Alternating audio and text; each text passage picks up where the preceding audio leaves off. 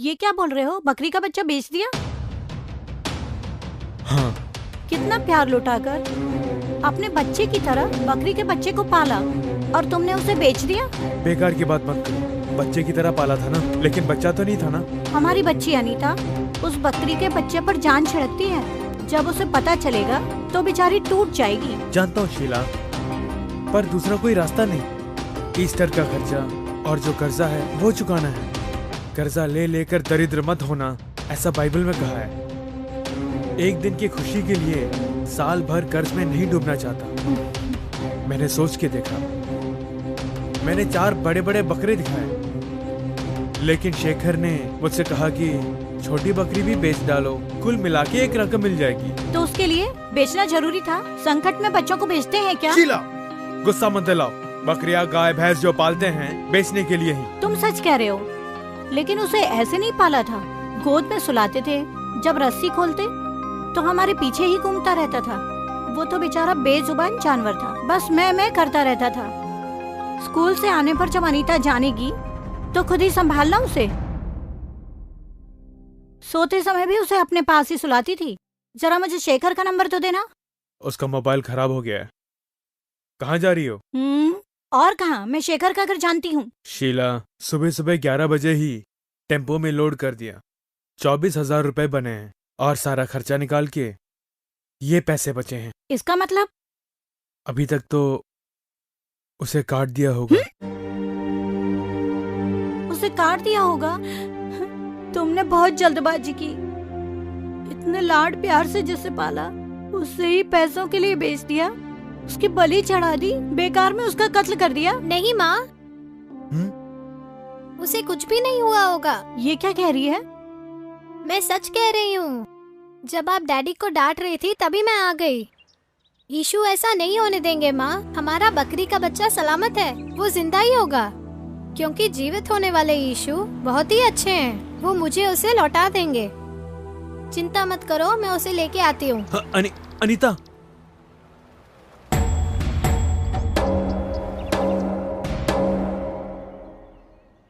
Shekhar uncle. हे अनीता, कैसी हो? आओ आओ आओ। ये देखो, चॉकलेट है, चक्री है, बिस्किट है, वहाँ भी एक बिस्किट है, कोल्ड ड्रिंक्स है। तुझे क्या चाहिए बोल? मेरा बकरी का बच्चा चाहिए। बकरी का बच्चा? छोटा सा बच्चा जिसे आप मेरे डैडी के पास से लेकर आए हैं। हाँ, मैं लेकर तो आया था, बहुत सुंदर था वो। हाँ, वही बकरी का बच्चा, वो मुझे चाहिए अंकल। क्यों बेटा, बहुत प्यार से पाला था क्या? उसे स्नान कराती थी, घास खिलाती थी, बिस्किट खिलाती थी, बोतल से दूध भी पिलाती थी, वो भी पूरा पी जाता था। मैं भी उल्लू का पट्टा हूँ, बस पैसों के पीछे ही भागता हूँ। हाँ बेटी अनीता, उस बकरी के बच्चे को अभी तक काट भी दिया होगा। नहीं अंकल, मेरे यीशु पिता उसे कटने नहीं देंगे। लेकिन वो अब है कहाँ? नहीं जानता बेटी, उस रमेश की गाड़ी में लोड किया था। किस कसाई को दिया होगा कुछ पता नहीं है। एक काम करते हैं, चलो मेरे साथ। रमेश, अच्छी तरह से सोच के जवाब दे यार। मियाँ के दुकान पर ही उतारा। अरे हाँ भाई, उस बकरी के बच्चे को बहुत प्यार से पाला है। तू झूठ मत बोल। अरे मैं सच कह रहा हूँ, वहीं छोड़ा था। मुझे बैंक में कुछ पैसे जमा कराने हैं, मैं वहीं जा रहा हूँ। तू एक काम कर, इसे मियाँ के दुकान पर छोड़ देना। उसी तरफ तो मुझे जाना है, मैं इसे वहीं छोड़ दूंगा। चलो अच्छी बात है, वहाँ तुम्हारी बकरी मिल जाएगी। मुझे थोड़ा काम है, तुम रमेश के साथ जाओ, ठीक है? ठीक है अंकल। अच्छा, मैं चलता हूँ। चलो बच्चे।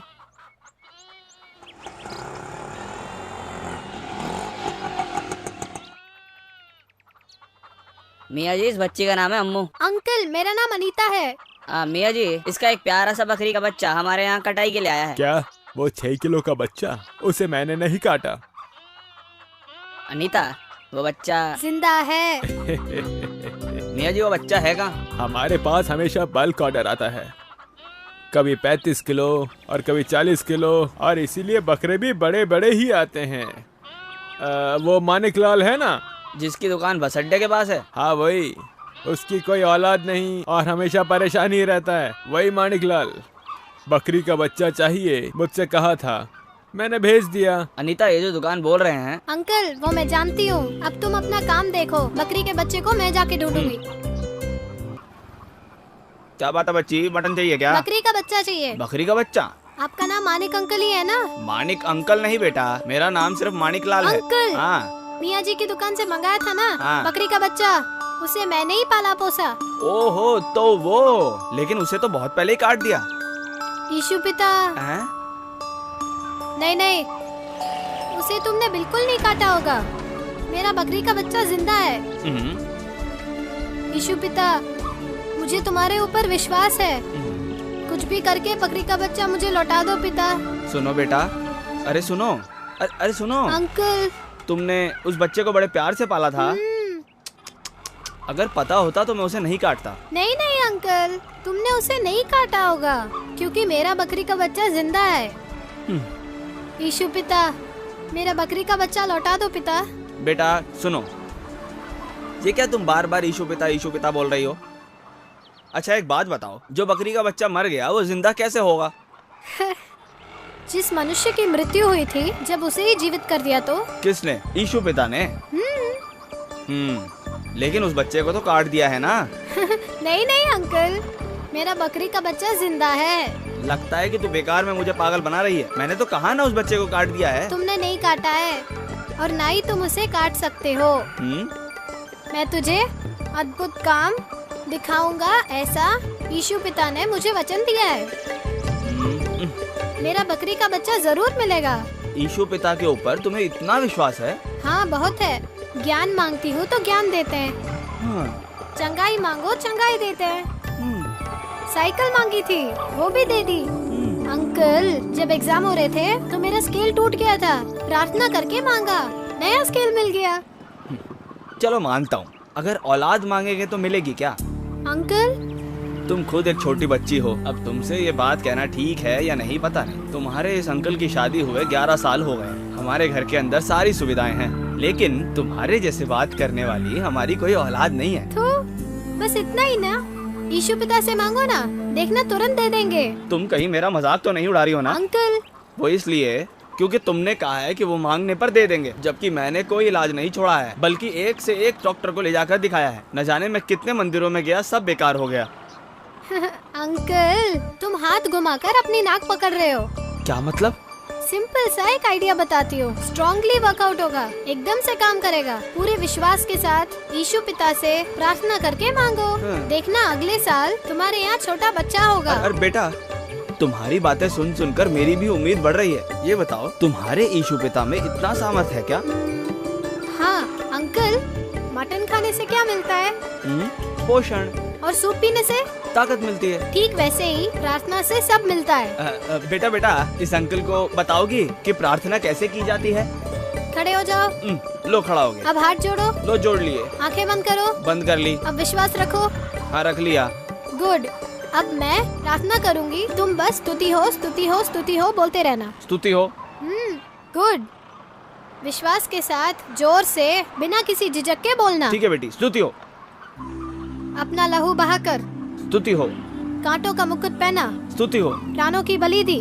स्तुति हो। पुनः जीवित हुए। स्तुति हो। और हमारा उद्धार किया। स्तुति हो।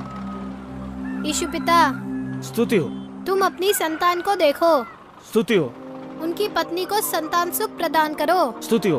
बिना संतान के जी रहे हैं, तुम अपनी बेटी के आंसू पोंछो। स्तुति बोलने के लिए बोला है, तुम भी बोलो बोलो बोलो। स्तुति हो। तुम्हारे नाम की महिमा हो, अपना सामर्थ्य दिखाओ, अंकल को आशीर्वाद दो। स्तुति हो। आंटी के ऊपर कृपा करो। स्तुति हो। पवित्र आत्मा का इन्हें आशीर्वाद मिले। क्यों बेटा, बस इतना ही ना?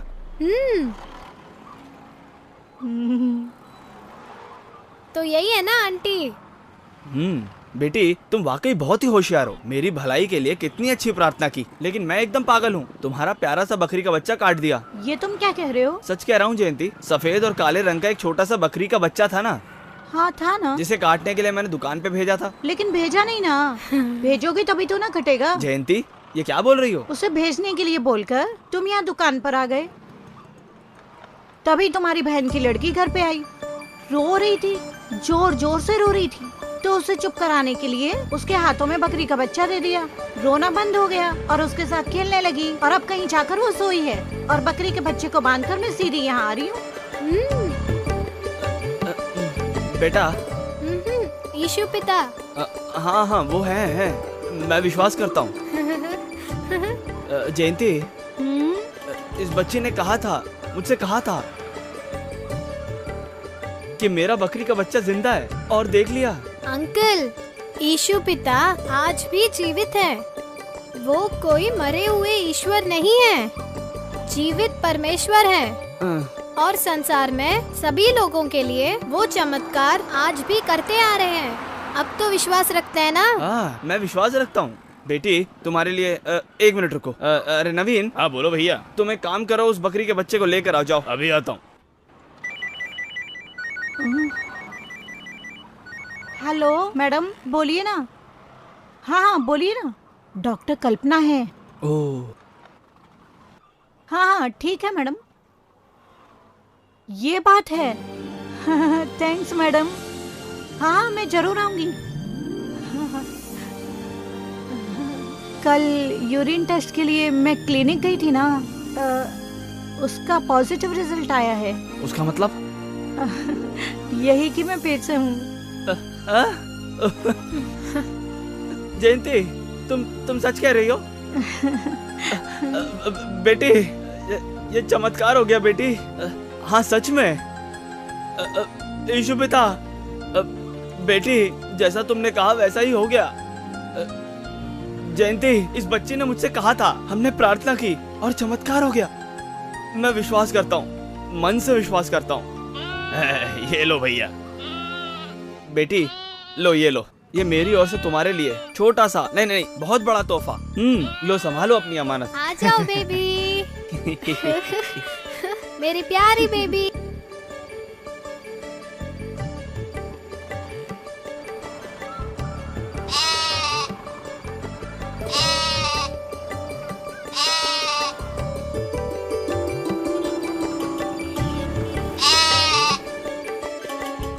प्रिय बंधुओं, यीशु मसीह के नाम से आप सबका मैं हार्दिक स्वागत करता हूं। आज के दिन यरूशलेम शहर में यीशु मसीह जहां पुनः जीवित हुए उस कब्र के सामने खड़े रहकर आपके साथ बात करने पर मुझे बहुत खुशी हो रही है। आज के दिन पवित्र शास्त्र का एक वचन मैं आपको पढ़ के सुनाता हूं। इस वचन को ध्यान से सुनकर यदि आप मेरे साथ में प्रार्थना करेंगे तो जीवित यीशु मसीह का आशीर्वाद आप अपने जीवन में अवश्य प्राप्त करेंगे। पवित्र शास्त्र में प्रकाशित वाक्य 1 अध्याय 18वें वचन में प्रभु कह रहे हैं, मैं मर गया था और अब देख मैं युगानुयुग जीवता हूँ। मेरे प्रिय बंधुओं, यीशु ने कितनी बढ़िया बात कही है। मैं मर गया था और अब देख मैं युगानुयुग जीवता हूँ। इस संसार में अनेक लोगों ने खड़े होकर कहा है कि मैं ईश्वर हूँ। अनेक धर्म के ठेकेदारों ने कहा है, लेकिन किसी ने भी मैं मर गया था लेकिन अब देख मैं जीवता हूँ इस प्रकार से अपने मुंह से कभी नहीं कहा। आज के दिन देखिए, संसार भर में देश के जो मुखिया हैं या प्रभावशाली मनुष्य जो हैं या फिर धर्म के ठेकेदार जो अपने आप को ईश्वर मानने लगे हैं, उनके मरने के बाद जब उन्हें दफना दिया गया हो या उनका धर्म अनुसार क्रियाक्रम कर दिया गया हो, बस इतना ही, अब प्रत्येक साल उनके जन्मदिन पर, उनके मरण दिन पर एक माला सी रख देते हैं। वो इसी दिन मरे थे ऐसा बोलकर उन्हें याद किया जाता है। लेकिन इस संसार में केवल एक ही है जो मर गया था और मरने के बाद आज भी युगानुयुग जीवता है। मेरे प्रिय बंधुओं, यरूशलेम में यीशु की इस कब्र को देखिए, इसे खोल कर रखा गया है। यहाँ पर कोई फूल वगैरह नहीं रखता है, ना ही यहाँ पर कोई फूलों की माला चढ़ाता है, ना ही कोई मोमबत्ती जलाकर ओ हो यीशु मर गया था ऐसा बोलकर रोया करता है, क्योंकि यीशु यहाँ है ही नहीं। वो तो पुनः जी उठे थे और आज भी जीवित हैं। इस संसार में आकर मनुष्यों के लिए मरे और पुनः जीवित होने वाले केवल यीशु मसीह हैं, और इसीलिए तो वो समस्त संसार के ईश्वर हैं, उद्धार करता है, ऐसा हिम्मत से बोल पाते हैं। मरकर आज भी जीवित रहने वाले यीशु मसीह जहां पुनः जीवित हुए वहां खड़े रहकर आप सबसे बात करने पर मुझे बहुत खुशी हो रही है। यरूशलेम में गुलगुता पहाड़ की तराई में पवित्र शास्त्र में कहे अनुसार यीशु मसीह की कब्र है। यहीं पर उन्हें दफनाया गया था और तीसरे दिन यीशु जीवित हो उठे। इसे यहाँ पुण्य स्थान के नाम से नहीं देखा जाता है कि ये यीशु मसीह हैं, यहाँ वो जीवित हुए थे ऐसा बोलकर लोग यहाँ पर नमन नहीं किया करते हैं, क्योंकि यीशु मनुष्य के हृदयों में वास करते हैं। वो इस जगह जीवित हुए इस बात के लिए ये जगह एक गवाही के रूप में है, क्योंकि संसार के इतिहास को यीशु ने 2 परतों में बदला है। संसार के इतिहास में मरने के बाद कोई भी जीवित नहीं हुआ और ना ही कोई आज तक जीवित रहा है। केवल यीशु मसीह हैं जो मरकर आज भी जीवित हैं। उनके जीवित रहने से मेरा क्या फायदा है? पुनः जी उठने वाले यीशु आज हमारे जीवन में क्या कर सकते हैं? पवित्र शास्त्र में पवित्र यूहन्ना रचित सुसमाचार उसका 20वां अध्याय जब आप पढ़ेंगे, यीशु मरने के बाद जब पुनः जीवित हुए तो इस कब्र के सामने पहली बार मरियम मरादलीनी को उनके दर्शन हुए। पवित्र शास्त्र कहता है, मरकुस 16वां अध्याय उसका 9वां और 10वां वचन पढ़कर देखिए। वहां पर यह लिखा गया है, मरियम मरादलीनी ने पहली बार पुनः जीवित होने वाले यीशु को देखा। उसके बाद उनके शिष्यों ने, उसके बाद 500 से ज्यादा लोगों ने, अनेक लोगों को यीशु जीवित है इस प्रकार से दर्शन दिए। पवित्र शास्त्र में इसका वर्णन किया गया है। मरियम मरादलीनी को प्रथम दर्शन कराने का प्रभु का कारण क्या है? वो मरादली नाम के गांव में रहने वाली एक स्त्री है। एक जमाने में दुष्ट आत्माओं से ग्रसित होकर शैतान की चपेट में रहने वाली एक स्त्री।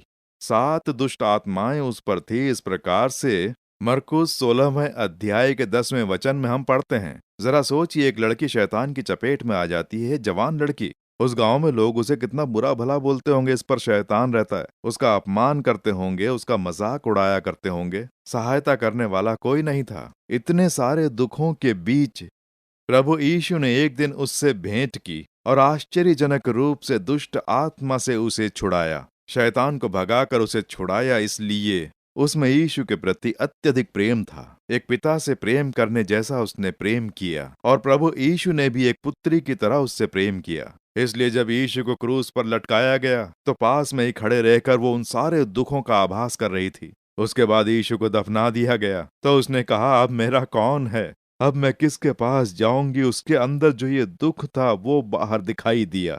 कब्र के सामने खड़े रहकर वो जब रोकर आंसू बहा रही थी तो प्रभु ने उसके आंसुओं को देखा और इसीलिए यीशु ने सबसे पहले मरियम मरादलीनी को दर्शन दिए। यूहन्ना 20वां अध्याय 15वां वचन कहता है, हे नारी, तू क्यों रोती है? किसको ढूंढती है? बोलकर उसके आंसुओं को पोंछकर उसे प्रसन्न करते हैं। यीशु को देखकर वो खुशी से फूली नहीं समाती है। आज आप लोग क्या आंसू बहा रहे हैं? मेरा कौन है सोचकर आप आंसू बहा रहे हैं? मुझे समझने वाला, मेरी सहायता करने वाला कोई नहीं है, एक अनाथ की तरह हूँ सोचकर आप आंसू बहा रहे हैं। यीशु कह रहे हैं कि मैं तेरे लिए हूँ बेटे, मेरी बेटी, मैं तेरे लिए हूँ। वो बोल रहे हैं, ये यीशु आपको देखकर बोल रहे हैं, मैं मरकर आज भी जीवित हूँ, मैं तेरा पिता बनकर रहूंगा, तुझे समझने वाला एक पिता बनकर रहूंगा। ऐसा प्रभु यीशु आपको देखकर बोल रहे हैं। वह आपके आंसुओं को पोंछकर आपको प्रसन्न करने के लिए ही आज के दिन आपसे भेंट कर रहे हैं। उदास मत होइए, आपके जो दुख हैं वो आज सुख में बदल जाएंगे, क्योंकि जीवित यीशु आज आपसे भेंट कर रहे हैं। विश्वास के साथ बस आप यीशु को देखें, आपके आंसू पोंछे जाएंगे और एक चमत्कारी बदलाव आप स्वयं देखेंगे। दूसरी जो बात है, यूहन्ना 20वें अध्याय के 19वें वचन को जब पढ़ेंगे तो उसमें आप देखेंगे यीशु ने अपने चेलों को दर्शन दिए। इस यरूशलेम नगर में एक घर के अंदर सारे चेले डर के मारे दरवाजे बंद करके छुप कर बैठे हुए थे, क्योंकि यीशु को मारने वाले धर्म के ठेकेदार कहीं उनको भी न मार डालें, इस बात का डर था। मनुष्यों से डरे हुए थे, क्योंकि उन्हें मौत का डर सता रहा था। भविष्य का सोचकर भयभीत थे, क्या करें समझ में नहीं आ रहा, सोचकर बहुत डरे हुए थे। अब आगे क्या करना होगा, इसी बात से वो लोग जूझ रहे थे। लेकिन जी उठने वाले यीशु ने वहां आकर कहा, तुम्हें शांति मिले। यीशु को देखकर सारे चेले आश्चर्यचकित रह गए, क्योंकि उन्हें विश्वास नहीं हो रहा था कि यीशु तो मर गए हैं, अब क्या होगा, हम क्या करेंगे, सोचकर वो लोग जूझ रहे थे। लेकिन यीशु को पुनः जीवित देखकर प्रसन्न हुए।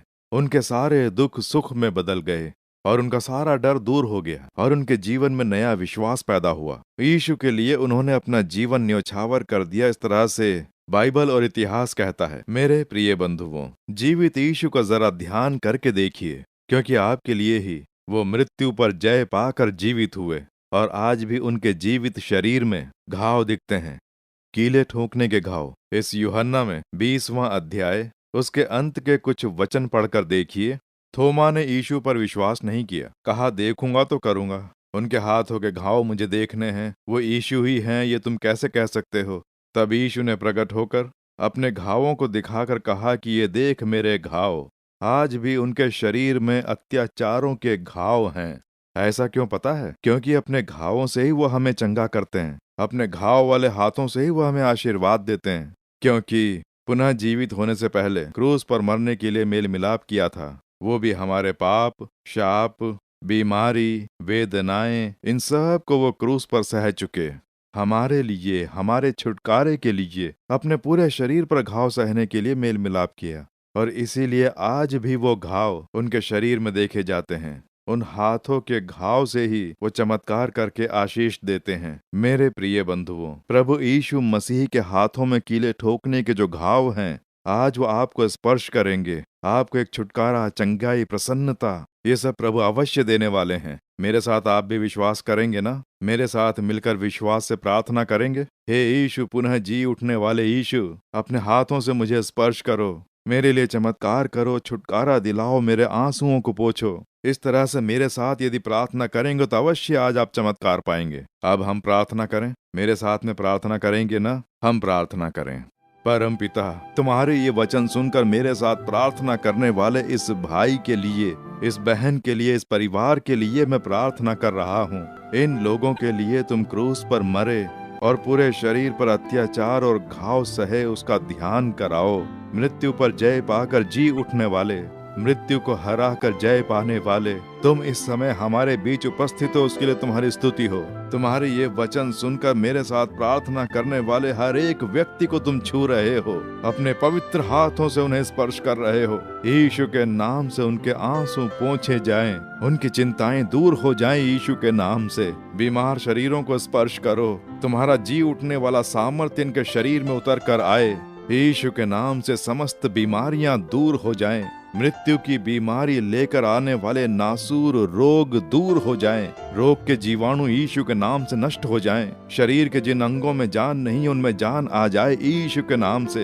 यीशु के नाम से जो बीमार शरीर है वो नए शरीर में बदल जाएं, चमत्कारी चंगाई देकर आशीर्वाद दो। इनके मन में जो डर है वो निकल जाए, डर लेकर आने वाली शैतान की जो क्रिया है वो नष्ट हो जाए यीशु के नाम से। मृत्यु का डर इनके मन में से निकल जाए, मरकर पुनः जी उठने वाले यीशु के नाम से इनके अंदर मृत्यु पर जय पाने वाला विश्वास पैदा हो जाए। आज ही इन्हें आशीर्वाद दो, चमत्कार व भलाइयां ये देखें। जीवित यीशु मसीह के नाम से प्रार्थना कर रहे हैं परम पिता, आमीन आमीन। प्रिय बंधुओं, प्रभु ने आपको छुआ और आपके लिए चमत्कार भी कर दिया। विश्वास के साथ अपने चमत्कारों की राह देखें। आज से ही आप चमत्कारी बदलाव देखेंगे। यीशु आज भी जीवित हैं, उसके लिए कितनी आश्चर्यजनक गवाही हमारी आंखों के सामने है। संसार में ऐसा आप कहीं और नहीं देख पाएंगे, क्योंकि यीशु मसीह मृत्यु पर जय पाकर जीवित परमेश्वर हैं, क्योंकि अकेले वही हैं जो मृत्यु पर जय पाकर आज भी जीवित हैं। केवल वही एक ऐसे प्रभु हैं जो मरकर आज भी जीवित हैं।